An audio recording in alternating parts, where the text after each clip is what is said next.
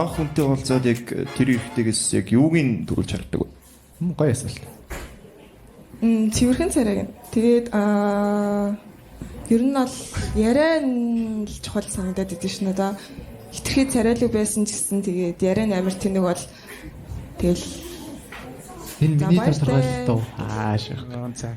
Ер нь цэвэрхэн царайг нь хардаг гэсэн. Цэвэрхэн царайг хүн байвал харахгүй гэсэн үг шүү. Шоо нүдэ ингэ шахах юу юу.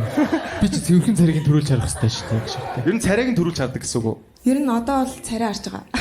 Одоо өмнө юу хардаг? Өмнө нь юу харж? Яг уу царай мотой затас яг царай шиг л байд юм билээ. Йоо. Вахтай. Хідэн боломж олгосны үүдэн дээрээс ийм дүнлэлтэнд хөрөв. Ганцхан.